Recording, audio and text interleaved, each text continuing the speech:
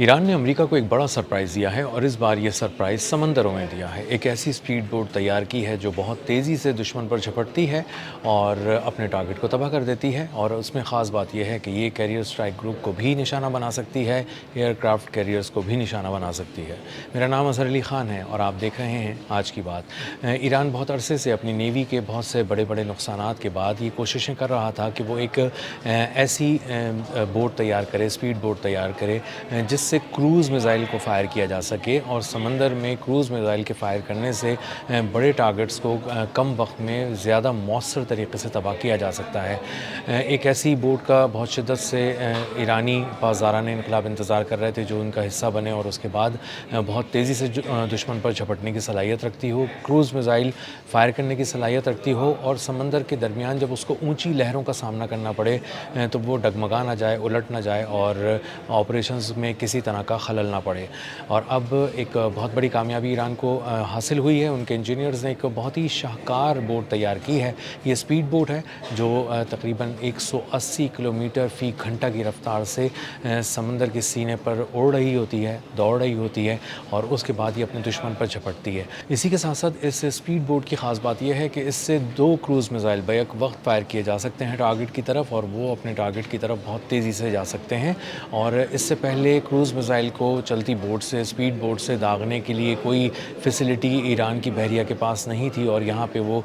मार खा जाते थे। उन्हें बहुत ही हैवी गन्स का इस्तेमाल करना पड़ता था। एक बहुत ही स्वाम की सूरत में, एक झुंड की सूरत में अपनी कश्तियों को भेजना पड़ता था, छोटी कश्तियों को जो बहुत तेज़ी से किसी बड़े जहाज़ पर हमलावर होती थी, लेकिन उनके पास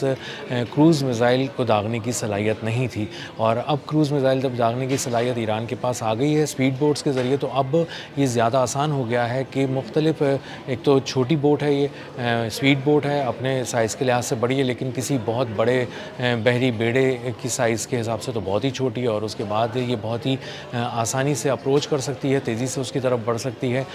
इसको निशाना बनाने का जो इम्कान है वो कम हो जाता है और इसकी जानिब से जब फ़ायर किया जाता है कुछ, तो उसके लगने का और उससे तबाही फैलने का इम्कान बहुत ज़्यादा होता है। इसीलिए ईरानी पासदारान इनकलाब इसको एक बड़ी और अहम और नुमायाँ पेशरफ़्त करार दे रहे हैं समंदरों में। और अब जो अमरीकी ब्लॉकेड है उसको आगे बढ़कर उस पे झपट कर उसको तबाह करने के हवाले से जो सलाहियत है वो अब ईरानी बहरिया ने अपने पास हासिल कर ली है, उसको मज़ीद मजबूत कर लिया है। और अब इसमें ख़ास बात ये है कि जब ये 3 मीटर ऊँची लहरें जो हैं जो दरमियान में समंदर के आ जाती हैं, वहाँ से निमटना इनके लिए एक बहुत बड़ा चैलेंज था ईरानी बहरिया के लिए। और इसी के साथ साथ क्रूज़ मिज़ाइल फ़ायर करना चैलेंज था। ये दोनों चैलेंजेस पे काम किया गया है। रफ़्तार को बहुत नुमायाँ तौर पे बढ़ाया गया है स्पीड बोट की और इसको 180 किलोमीटर फ़ी घंटा की रफ़्तार तक पहुंचा दिया गया है, जो समंदर के सीने पे अगर आप देखें उड़ने वाली जो बोट्स हैं, ये दौड़ने वाली बोट्स हैं, उसके हिसाब से ये 180 किलोमीटर फ़ी घंटा ख़ासी ज़्यादा रफ़्तार है। और ये रफ़्तार ख़ुद बताते ख़ुद एक कैरियर स्ट्राइक ग्रुप के लिए एक बहुत बड़ा चैलेंज है और उनके बहुत बड़े बड़े जो बहरी जहाज़ हैं, जो जंगी जहाज़ हैं, उनके लिए एक बहुत बड़ा चैलेंज बनकर आने वाले दिनों में अब सामने आने वाली है। और इसको इसकी जो नकाब कुशाई हुई है, इस पे से जो पर्दा उठाया गया है, वो ईरान के इनकलाब स्क्वायर पे जो तेहरान में है, वहाँ पे हज़ारों लोग जमा थे, रात के वक्त जमा थे। उनके दरमियान ये बोट लाई गई और इसकी मुँह दिखाई कराई गई और दिखाया गया लोगों को कि कितनी जदीद बोट है जो अब ईरानी बहरिया का हिस्सा बन रही है। उसके बाद लोगों का जो जोश व वलवला था वो आसमान को छूने लगा और लोग फलक शिगाफ नारे लगाने लगे, एंटी अमरीका नारे लगाने लगे और अपनी हुकूमत के हक़ में नारे लगाने लगे। और उसमें ईरानी पासदारान इनकलाब ने लोगों को वहाँ पर यह अश्योर किया कि हम आपना हुर्मुज़ की हिफाजत करना जानते हैं और हम किसी सूरत इससे 1 इंच पीछे नहीं हटेंगे। ये हमारी एक रेड लाइन है और इसकी हिफाजत के लिए हम खलीज ओमान में भी उतने ही अलर्ट हैं जितने खलीज फ़ारस में अलर्ट हैं। अब ये जो क्रूज़ मिज़ाइल लगाया गया है इस बोट पे, ये इंतहाई अहमियत का हामिल है। इसकी ख़ास बात यह है कि क्रूज़ मिज़ाइल 10 मीटर का फ़ासला रखता है और ज़मीन से या फिर किसी तरह की भी सी बेड से। और उसके बाद ये जब लहरों के साथ साथ एक तरह से जुड़कर पहुंचता है अपने टारगेट तक, तो जो सामने खड़ा दुश्मन है उसके पास अगर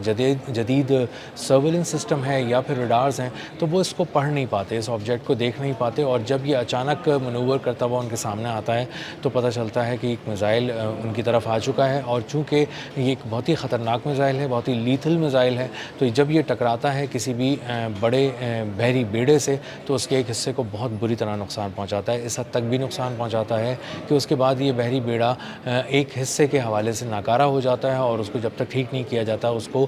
کسی جنگی مہم کا حصہ نہیں بنایا جاتا۔ اسی طرح کوئی بحری جہاز جو جنگی جہاز ہے، بڑا جنگی جہاز ہے، اس کو بھی اس سے بہت آسانی سے نشانہ بنایا جا سکے گا۔ 2 کروز میزائل ایک ساتھ فائر کرنے کا مطلب یہ ہے کہ کسی بھی جہاز پہ حملہ کر کے اس کو مکمل طور پر مفلوج کر دینا اور اس کو سمندروں پہ ایک تیرتی ہوئی لاش میں تبدیل کر دینا ہے۔ اور اگر امریکہ کے ایک کیریئر اسٹرائک گروپ جس کے ساتھ ایئر کرافٹ کیریئر کے ساتھ مختلف ڈسٹرائرز وغیرہ اور مختلف جو اور بھی جنگی ساز و سامان ہوتا ہے اور اس کے ساتھ چل رہے ہوتے ہیں، ہیلی کاپٹرز بھی ہوتے ہیں، طیارے بھی ہوتے ہیں، سب مرینز بھی ہوتے ہیں، اگر اس طرح کی کسی ایک گروپ کو کے ایک بڑے حصے کو نشانہ بنایا جائے تو اس کا مطلب یہ ہے کہ ان کی جو نیول کیپیبلٹی ہے اس پہ ایک بہت بڑا سوالیہ نشان لگ جاتا ہے اور ایک بریک لگ جاتا ہے اس بڑھتی ہوئی فوج کو جو کسی بھی ہدف کی طرف، کسی بھی مقام کی طرف پیش قدمی کر رہی ہوتی ہے۔ اب اس کے حوالے سے جو آبنائے ہرمز کی طرف جو ایران نے اپنا کنٹرول بہت مضبوط کر رکھا ہے، وہاں پر یہ جو سپیڈ بوٹ انہوں نے 27 رجب کے نام سے لانچ کی ہے، اس کی بہت ہی اہمیت ہوگی۔ یہ بہت سے نیول بلاکٹ کو چیلنج کر سکے گی، کوئی آنے والے ڈسٹرائرز کے قریب آ کر اس کو تباہ کر سکے گی۔ سوام کی صورت میں جب ان کی چھوٹی سپیڈ بوٹس آئیں گی اور اس کو کسی طرح کو کیپچر کرنے کی کوشش کریں گی، کسی جہاز کو، تجارتی جہاز کو، یا پھر اس پہ حملہ کرنے کی کوشش کریں گی، تو یہ ایک بہت بڑی کمی تھی جس کو ایران کی بحریہ نے پورا کر لیا ہے۔ اور اب خاص طور پہ خلیج عمان میں جو امریکہ چیلنج کر رہا ہے پچھلے 2-3 دن سے، اور خاص طور پہ ان کو بتا رہا ہے کہ خلیج عمان میں جو عمان کے خاص طور پہ ٹیریٹوریل واٹرز ہیں اس کے قریب جانے سے منع کر دیا ہے تجارتی جہازوں کو، اور کہا گیا ہے کہ ایک فاصلہ مینٹین رکھیں، نہ ہی ہم ایران کی طرف جانے دیں گے اور نہ ہی عمان کے ٹیریٹوریل بارڈرز سے گزر کر آبنائے ہرمز کی طرف آنے دیں گے، کیونکہ یہ اب ایک معاملہ ایک کھل کے سامنے آ چکا ہے کہ عمان کو امریکہ دھمکی دے چکا ہے اس وجہ سے کہ وہ ایران کا ساتھ مسلسل دے رہا ہے، اور عمان جو ہے وہ اب ایران کے ساتھ مل کر پرشین گلف اسٹریٹ اتھارٹی جو آبنائے ہرمز کو کنٹرول کر رہی ہے اس کے معاملات کو دیکھ رہی ہے، اور ایک انوائرمنٹ ٹیکس کے نام پہ ایک جسے عام طور پہ ٹول بھی کہا جاتا ہے وہ وصول کر رہی ہے۔ تو یہ بتایا جا رہا ہے کہ دونوں طرف خلیج فارس اور خلیج عمان میں ایران اور عمان مل کر ایک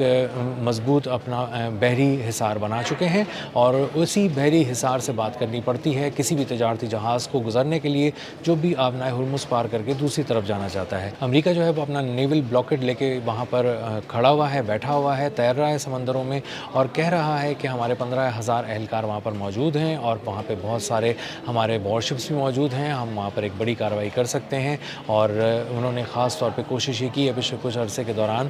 پچھلے کچھ دنوں کے دوران خاص طور پہ، کہ وہ مائنز کو ناکارہ بنانے کے، یعنی بارودی سرنگیں ناکارہ بنانے کے بہانے کسی طرح ایران کی کشتیوں پر حملہ کریں، ایران کے کچھ جزائر پر حملہ کریں، کچھ علاقوں پہ حملہ کریں، اور ان کی جو ڈرون لانچنگ فیسلٹیز ہیں اور میزائل جو سائٹس ہیں ان کو نشانہ بنا سکیں، اور تاکہ آبنائے ہرمز پہ اگر کسی طرح کا بھی کوئی ٹکراؤ ہوتا ہے ایران کے ساتھ تو ایران اپنے بہت سارے مقامات جو اس کے خاص مقامات ہیں، اسٹریٹجک لوکیشنز ہیں، وہاں سے اپنی فوج کی مدد کرنے کے لیے، اپنی بحریہ کی مدد کرنے کے لیے نہ ڈرونز فائر کر سکے نہ ہی میزائل فائر کر سکے۔ لیکن ایران نے نہ صرف کمال مہارت سے ان جگہوں کو بچا لیا ہے جہاں پر امریکہ نے حملہ کیا تھا، بلکہ ایک بہت ہی منہ توڑ قسم کا جواب دیا ہے کویت کے علی السالم ایئر بیس پر، اور وہاں پر MQ-9 ریپر ڈرون اور دیگر فوجی جو طیارے اور ساز و سامان ہیں ان کو تباہ کر دیا ہے، اور اس کے ساتھ ساتھ وہاں پہ 5 امریکی فوجی جو ایکٹیو سولجر سے وہ زخمی ہوئے ہیں، ان کے کچھ کانٹریکٹرز بھی زخمی ہوئے ہیں اور ان کو وہاں سے شفٹ کرنا پڑا ہے تاکہ ان کا بہتر علاج کیا جا سکے۔ تو مجموعی طور پہ جو صورتحال بن رہی ہے وہ آبنائے ہرمز کی ایسی بن رہی ہے کہ جس میں امریکہ پیش قدمی کرنے کے لیے پر تول رہا ہے، کسی وقت بھی کچھ بڑا حملہ آبنائے ہرمز سے جڑے کسی معاملے سے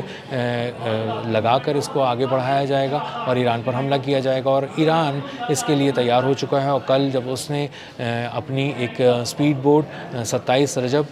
کی نقاب کشائی کی، اس کو عوام کے سامنے لے کر آئے، اس کو انویل کیا، تو پتہ چلا کہ یہ ایک بہت ہی خطرناک بحری ایسٹ ہے، اثاثہ ہے ایرانی بحریہ کا، اور یہ اب سمندروں میں اتار دیا گیا ہے۔ اور اگر اب امریکہ نے کسی بھی طرح کی کوشش کی آگے بڑھنے کی اور ایران کو یا تجارتی جہازوں کو جو ایران کی اجازت سے وہاں سے گزر رہے ہیں چیلنج کرنے کی کوشش کی، تو اس کو منہ توڑ جواب ملے گا، اور اس کے کیریئر اسٹرائک گروپس، اس کے ایئر کرافٹ کیریئرز اور اس کے وارشپس پر ایک بہت ہی کاری وار کیا جائے گا۔ क्रूज़ मिसाइल से किया जाएगा और उनको नाकारा बनाकर समंदरों में तैरती लाश में तब्दील कर दिया जाएगा। अब तक के लिए इतना ही। मिलते हैं अगले व्लॉग में किसी नई खबर, नए तज्ज़िये और नए ज़ाविये के साथ। अल्लाह हाफ़िज़।